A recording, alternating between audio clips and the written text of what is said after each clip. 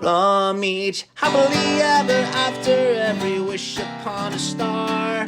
Let's break down the movies that shaped who we are, from memory lane to now and everything in between. The most famous of films to the ones we've never seen. Decade by decade, all the times we laughed and cried, and with a little pixie dust, they will all take flight, reliving the feelings, and we're trying our very best. And if they mean the same to you, please be our guest. So hop aboard, we would love to have you as we hang with a certain mouth, the whole gang too. If you love nostalgia stuff, we hope this does the trick. Thanks for joining us as we deep dive the magic. Hi, and welcome back to the Deep Diving the Magic podcast. I'm KJ. And I'm Jeffrey. And we are back today with the 62nd Disney feature-length film from December 21st, 1962. It is a film called In Search of the Castaways. This is the 62nd dive that we've done in the year 1962. This is the first time it's ever going to happen, where the year matches the number. But so this is the In Search of the Castaways. Mm-hmm. This is the return of Haley Mills Mm-hmm. from Pollyanna and a couple of our films that we've done so far. Yes. This is based on the Jules Verne's 1868 adventure novel entitled Captain Grant's Children. Yes. So go ahead and start us off with a synopsis about this 62nd film from the year 62. Time out. Before I go into the synopsis, I have to tell you, because you did not like the movie Pollyanna, I was reading a book the other day, and the character was talking about how, I'm not a Pollyanna. Good. And I just laughed because I was like, oh, Jeff would like this. And I meant to tell you, and I didn't. Yeah, okay. there you go. Anyway, so synopsis of In Search of the Castaways. In 19th century England, young Mary Grant and her brother Robert embark on a dangerous quest to find their missing father. A sea captain had vanished somewhere along the Chilean coast. Somewhere. Along the Chilean Any coast. opening thoughts or anything background before we just dive right into it? So it runs 99 minutes. Okay. Like you said, came out in 1962. It's a 62nd film, too. Yeah, I had never heard of it. No. I had never seen it. It's got a pretty all-star cast, though. Yeah, it does. Mm-hmm. It does. I had never heard of it. And I like it a lot better than I thought I was going to. Cool. Do you want me to just go ahead and dive right in? Sure.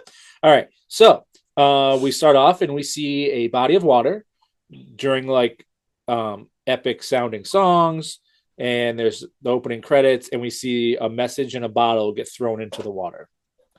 We learn that it is Glasgow in 1858. Mm-hmm. Or Glasgow, sorry, 1858. And then we see a yacht full of fancy dressed, it cuts to a yacht full of fancy dressed people that is arriving to a dock. And we see a family, well, a sister and a brother, and then an older gentleman. The girl is played by Haley Mills, like we mentioned. And they show up to this, trying to get on this ship, and they have the bottle. They have a bottle. Mm-hmm. They're talking about this person named Captain Grant, who is supposedly dead, but the children say that it's actually their father, and they know that he's not dead. They can't board the ship because they're not invited guests on this fancy bougie looking yacht. But the kids end up running past the fancy pants. That's right. The kids end up running past the guards, and then the older gentleman is able to run on too. They sneak onto the yacht, but all they care about is food. They are starving. They've been on a journey, so they sneak into this lavish looking buffet, and they just eat a bunch. They sneak a bunch of food underneath the table and stuff. Mm-hmm. But they end up getting caught by some ladies, so they run away. But they run into this person who is your lordship and his son. So it's like a lord and his son. Mm-hmm. And they are just talking to this person about how their father is lost in his ship, and this used to be his ship, and um, they're here to find their father. Um, but then the lordship's or the yeah his lordship is like, everybody's just trying to find this guy because of the reward. He's dead, like whatever. And then the older gentleman is like, well, I found this inside of a 220-pound shark. I found the bottle inside of a shark. The professor. The professor, yeah. So clearly they're like, all right, they're just telling tall tales right now. Like, this person's dead. And again, the Because Lord, they had had a bunch of like fakes come in because of very similar because of the story. rewards, Yeah. everybody's trying to get. But they end up bringing the kids to like a cabin for the night, so they can be dropped off in the morning. And the old, like, at this point the professor's back on the yacht, whatever. And then Mary, who was the sister, who was played by Haley Mills, sorry. She starts to like smooth the lordship's son. Mm-hmm. And she's talking to him about her father. The lordship ends up reading the note from the bottle the professor has, but the note only has the latitude on it. It doesn't have the longitude. It doesn't have like the exact location. It only has the latitude. But because of that, they know that it's somewhere in South America because of the latitude. It's like somewhere on like the whatever. Mm-hmm. So they know it's in South America. And then they are against this. They think it's all made up, but then all of a sudden, and very unexplained out of nowhere, the lordship just agrees that they're all going to go looking for the captain. Did I miss something here, or did he just randomly agree? So Haley Mills' character, Mary. Mary, talks to the son, Mm-hmm. and I'm pretty sure he fancies her. And Spoiler alert. Sorry, I'm just kidding. if you're diving into this as well, but well, now you know. And I'm pretty sure she talked to him and kind of talked him into it, because she's like, I know my dad's handwriting. It really is my dad. He is alive. And then she talks about, well, don't you want to go explore something else other than whatever it is you've been exploring? And he talks about how he's made so many trips to this specific place that they're going. And she's like, yeah, but don't you want to explore something else? And he was like, yeah. So it worked. So then he goes and talks to his dad and talks his dad into it. That's right. And then so the five of them are going to the lordship, the son, the siblings, and then the professor. Because the son was feeding the professor food. Mm-hmm. He was in one of the lifeboats because he had snuck back on because they had thrown him off earlier. But they were feeding him, and then that's when he was like, well, aren't you guys clever? And they all went to go talk to his father. That's right. So then next scene, it cuts to that the search party is in South America. Mm-hmm. South America. And they're on horse. Well, at first they mentioned something about Australia. And he's like, well, I thought Australia. But they mentioned, was it Indians? Yeah. He said Indians. So it would have to be da da da. And they're like, oh, well, that would be in South America. Of course. No, South America. That's what they say. Of course, South America. Because they said it could be here or it could be in Australia, given the latitude, since they didn't have the longitude. Mm-hmm. But they go to South America. The next scene, it cuts to the search party. They're on horseback going up some scary mountain trails. They're going and they're following the parallel. They're singing songs about climbing, but then they have like this native guide. But then the lordship ends up threatening the native guide, who ends up just like leaving them. He's like, "Forget it, I don't need you," and he leaves the five people like on their own. Well, basically because he said, we're not staying here tonight. We have to go. And he was like, no, we're staying here. And he's like, no, we have to go. And then he says something in his native language. And I guess the Lord at that point assumed that it was gonna be cold, and that's what they were afraid of. And he's like, "Oh no, we'll just bundle up. We're staying here."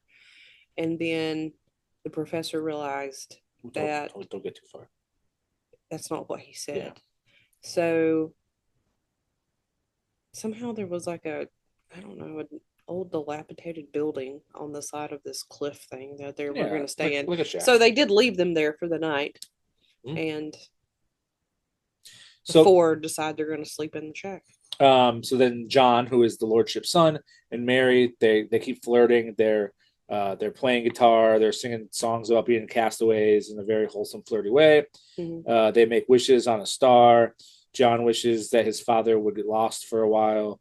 And then this is what back to what you were saying is they're like everybody knows like hush hush, except for the lordship. But Robert's the Mary's brother, and he ends up blowing the cover that they're actually like a lot of earthquakes around there. They're like an earthquake alley. Yeah. So what the guy had said in his native language was, "Big earthquakes happen here." Yeah. And Mary's brother Robert blows the cover because he's making some kind of homemade alarm that in case an earthquake happens, it'll wake him up. Yeah. And then believe it or not, which is something I want to say a lot in this film because it's all over the place in this film. But believe it or not, come morning time, there's an earthquake of the first magnitude. They get out of the shelter seconds before it comically collapses. The French professor is all excited because this is what makes expeditions worthwhile. They end up like avalanching down the hill like they're on a bobsled team. There's some crazy 1960s down on a glacier. Yep, like some crazy 1960s graphics. Mm-hmm. And they just keep having these wild close calls. Mm-hmm. And then we see that Robert, the brother, is like about to like go off of a cliff, mm-hmm. like he is glaciering full speed off of a cliff. And then right before he can fall off the cliff, a huge condor comes and saves him. A huge bird comes and grabs him, save him. Like I said, more perfectly timed nonsense. The French professor, he's all excited about all of this happening, but everyone's like, this boy is gotten attacked by this bird who's bringing it up to its nest. And we know that if he makes up to the condor nest, it's like game over. But again, in perfectly timed, this movie is full of perfectly timed things. We see that the condor is randomly shot down before it gets to the nest. And then we see that Robert just like very gracefully falls back down to where he needs to be. Mm-hmm. And we see that a native chief who speaks English is the one who shot down the condor. Anything to say about that? No. All right. So the chief is then he claims that he knows where the whereabouts of the captain. So everyone's excited that, oh my God, we're going to find Captain Grant. But he is being held ransom on a faraway mountain. Mm-hmm. But this guy will take them there. So then they're on their journey, but then come nightfall, they're sleeping in a tree. And you know why they're sleeping in a tree? Because you'll never guess what happens in a perfectly timed nonsense. This ginormous flood, tidal wave flood, just starts coming their way. Impeccable luck. There's some more 1960s graphics, and they end up escaping this preposterous floodwater because like they're in this tree. Mm-hmm. And then come the next morning, their tree is just an island. They are just like it's water everywhere. It's water world. They sing more songs about that they're going to enjoy their trip no matter the weather, and then they end up in more perfectly timed nonsense and wackiness of this film. They make like a lasso to like grab a piece of wood to kind of like escape. Yes, they were making it was like pieces of tree trunks, like logs. So they were going to make a boat. Yep. And they lasso this piece of wood, and what's on this wood? But a jaguar is just on it, causing them to have to fend off the giant animal. They end up having to like stay perfectly still, but then the lordship sneezes. Because he's allergic to cats. Yeah. But it's just like, wow, so much wild things are happening. But they're like, all right, we're going to jump in the water to get away from this wild animal to get onto the life raft. But then before that, the professor ends up dropping the bottle in there, and it gets eaten by a bunch of crocodiles because more perfectly timed nonsense. Now there's crocodiles swarming them. You failed to mention that the Lord refused to sleep in a tree and that he was sleeping on the ground. And their guide woke up hearing the thing and said, "Hurry, stay in the tree. I'm going to go get help," and ran off with the horses because he could hear the flood coming. Mm-hmm. And the Lord didn't want to wake up, but his son's like, "No, Dad, you got to wake up." Yep. So the Lord lost all of his stuff because he just left it laying on the Listened. ground. Should have slept in the tree. Yeah, like everybody else. I So forgot what he called it though.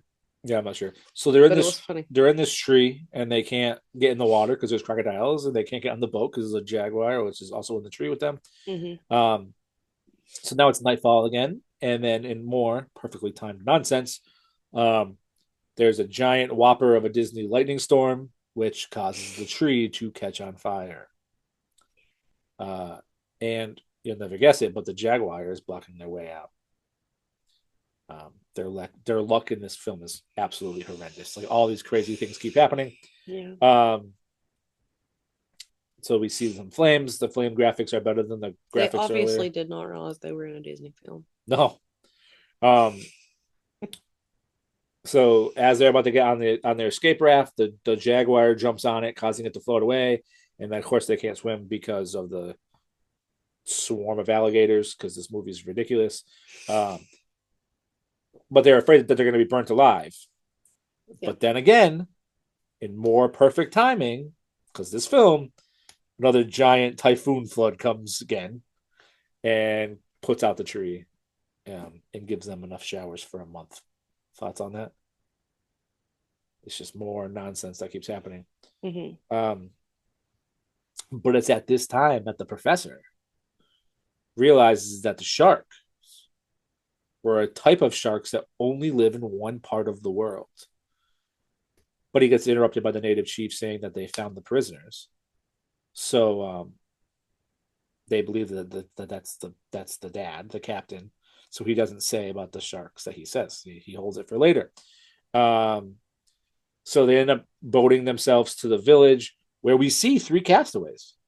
We found the castaways, who are not the people they were looking the father. for. Like this is an episode of Maury. You are not the father.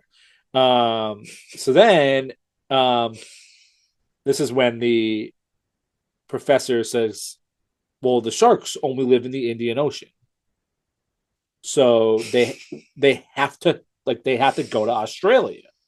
I would have been like, did you not think of this? But this is where the lordship wanted to go in the first place. Exactly. So any thoughts on that?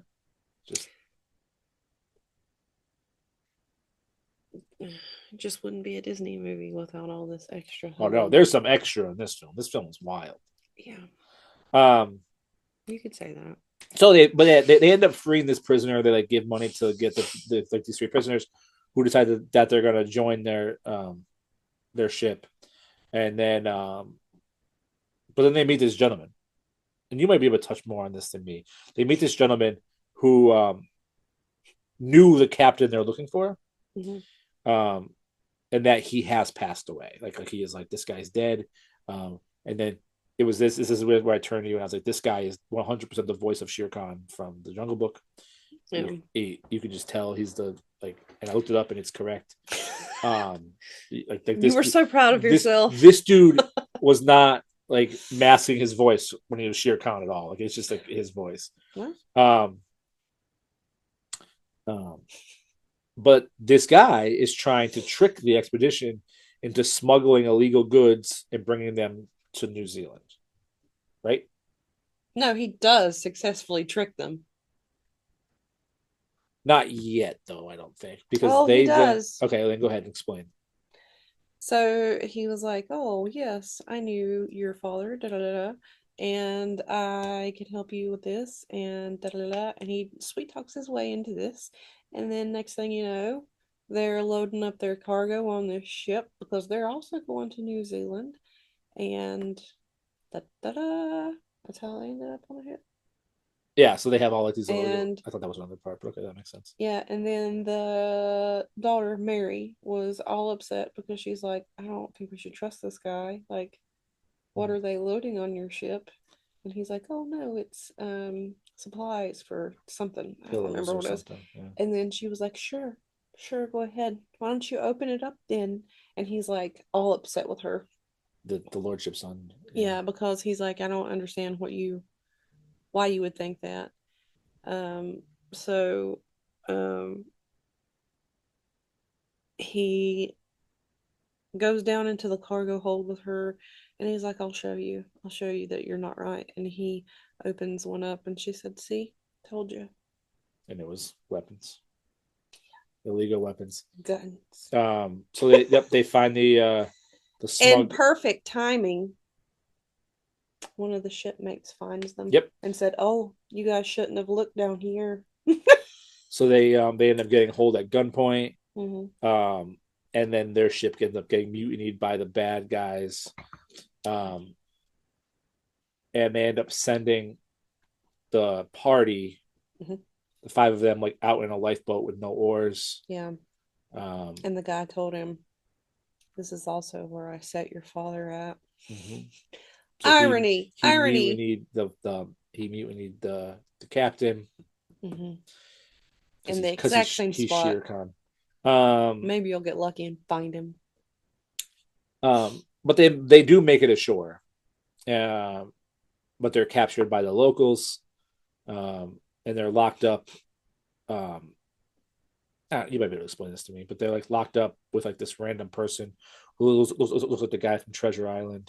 But go ahead.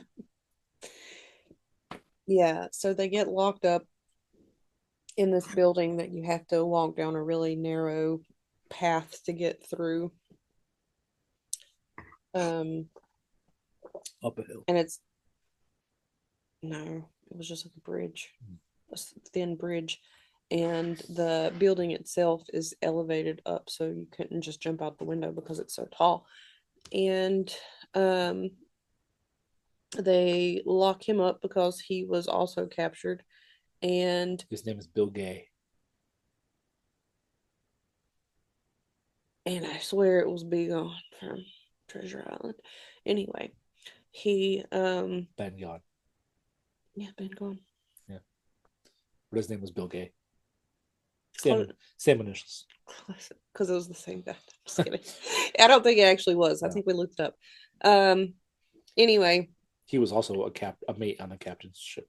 thanks for telling them what I was about to tell them. No, go ahead. So yes, so the daughter finds out that he is one of the people from her dad's ship, and he tells her about how he got stuck there and how they've been saving their hair and all these other things.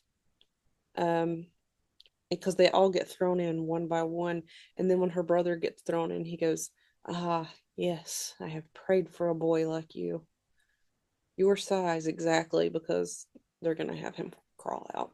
yep, they're gonna send him out to escape. So they send him out like this Did I window. explain what you wanted me to Yeah, explain? thank you. Okay. You want to keep going? All right. So they send him out the window. He almost like doesn't fit, but they finally get him out there. The locals are chanting and singing some kind of ritual about the devils seizing souls. I didn't make that up. That's They were dancing. Yeah, they were like picture like what you would think like a cannibal would be doing, pretty much. They're dancing. Yeah. Anyway. So he ends up making it out, and they use this like rope that was made out of human hair and stuff. So this poor kid that already survived a condor in this film is now having to swing for his life on this thing, and But it probably wasn't as scary because it wasn't as high. that's right. So he's like swinging in this abyss, like they're like swinging him back and forth. They end up letting go of the rope, and he's able to swing to safety. He then goes back and he frees Bill and the gang, and they slide down this rope, like away from their capture. But then the locals catch them and try like they see them and they end up running after them, but they end up like lighting the rope on fire so they can't catch them, and they run up a volcano because this film is not ridiculous enough So they're running away and they're running up this volcano, A sacred volcano. and they push this giant rock to like No, avalanche its A way. sacred volcano. Okay. Yep, they run up this sacred volcano. And the professor, like the professor just knows everything, says they won't come up here because we're on a sacred volcano. But they still push this like giant like But rock down. then they realize they were on the wrong one. So Mhm. they were not on the sacred volcano, and the people started running after them again, and that's when they tipped the rock. They tip the rock, which causes like a domino effect, and this also triggers the volcano to erupt because this film is full of impeccable timing. Yeah. So now Murphy's Law at its finest. This volcano is going off. Mm-hmm. But then the scene cuts to the mutineer dude, Shere Khan, with his men trying to sell all the illegal goods, and they're like talking to this person, and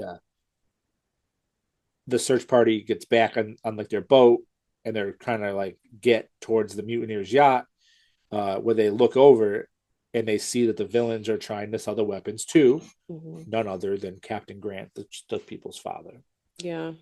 Which is wild that this dude mutinied you and left you for dead, and now he's going to try to sell your goods, but whatever. Yeah. Well, you got to sell to who you can sell to, whoever's got money. I just thought it was funny that the Lord's like, they better not have messed up my yacht. That's right. So they end up like sneaking back on the yacht, different circumstances in the beginning of the film. Yeah. And they're able to like lock up some of the crew, which causes a melee. And then the bad guy, whose name is Tom, and his men, along with the captain, make it back to the ship, where he is stopped by the exploration party at gunpoint. And then Captain Grant then sees his children, and he's very emotionally reunited with the kids. They've been all around the world trying to find him, but really they just went to the wrong place at first. And then but then if you want to talk about the note, that's the next scene. So that night they're talking about, the father's like, I didn't write a note and put it in a bottle. And they're like, well, this is your handwriting. And then Bill is like, I've gotten good at forging handwriting. And he's the one that actually wrote the note and put it in the bottle. So it wasn't actually Captain Grant. It was Bill the whole time. And then we see Mary and the Lordship's son. They're looking at the stars very romantically. And then the music swells up, and that's the end of the film. This movie was wild. It was fun.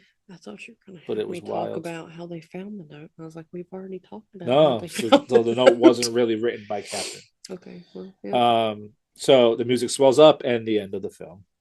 Ben Gunn. No, Bill Gay. Ben Gunn is now Bill Gay. Who do you think he'll be in the next movie? Shere Khan is this guy. So this movie was fun. It was wild. It was ridiculous and impeccable timing, but it was fun. Would you like to share some thoughts and how about a rating? So I enjoyed it a lot more than I thought I was going to. I didn't think I was going to like it that much, but it was very comical because it was kind of like Murphy's Law. Whatever you could go wrong did go wrong for them. And one of my favorite parts was when they were using the rope to climb out of the, I don't know, I guess you could call it a tree house at this point. Because anyway, and then the crazy little Ben Gone Bill Gay guy lit it and said it was infused with gunpowder. Yeah, it went up pretty quick. And then he's like, watch him. Yep, it went up pretty quick. And he's just like cackling and just keeps making like Bible references randomly. But him cackling down there, like. So that was my favorite part. Would you rate the film? So I rated it an 8. What did IMDb rate it? IMDb rated it a 6.5. Do you know why you rated it 1.5 more? Because this film number and year number are the exact same for the first time. 62 and 62. No, that isn't. That is not why I rated it that way. So does this film 62 its way onto your list upon a star? Does it? Does it? That's what I asked. Doesn't. Well, I I did. mean, don't make me put in a message in the bottle and wait 20 years if you can give us an answer. We're here. I did really enjoy this, but it's not going to make my list. So then what is your list upon a star? So my list upon a star is 101 Dalmatians, The Parent Trap, Sleeping Beauty, Dumbo, Lady and the Tramp, The Three Caballeros, Moon Pilot, The Shaggy Dog, Peter Pan, and Alice in Wonderland. So this also does not make mine. I'm going to leave my very strong list the way it is. It was just wild. He's waiting on the real Shere Khan. Oh, it's coming. So my list upon a star at number 1, of course, is 101 Dalmatians. At number 2 is Peter Pan. Then 3, Alice in Wonderland. 4, Babes in Toyland, which was also wildly fun. 5, Pinocchio. 6, Adventures of Ichabod and Mr. Toad. 7, Snow White and the Seven Dwarfs. 8, Sleeping Beauty. 9, Lady and the Tramp. And then lastly, number 10, Swiss Family Robinson, which was also wildly fun. Again, thank you for hanging out with us. 62 and 62. And maybe you can also, I forgot to mention it, I thought that Haley Mills had the weirdest bangs. They were so interesting in this film. So let us know what you think. I mean, she's been about those bangs. She's been going across the world. I feel like she went through her Haley Williams phase. Same name. So speaking of letting us know, we are on YouTube. We are on Spotify. Yep. You can find us on Instagram. And of course, our email is deepdiveinthemagicpod@gmail.com. If you want to talk about impeccable timing, because you could, that would be an impeccably timed email because of this film. Mm-hmm. Of course, thank you to Mr. Andy from Andy Has a Band for our theme song. And our next episode is Deep Dive number 63, which is from the 63rd year of the 1900s. So for the last time, it is 63 and 63. Oh boy! Not only is that what it is also the Disney feature film company's first sequel.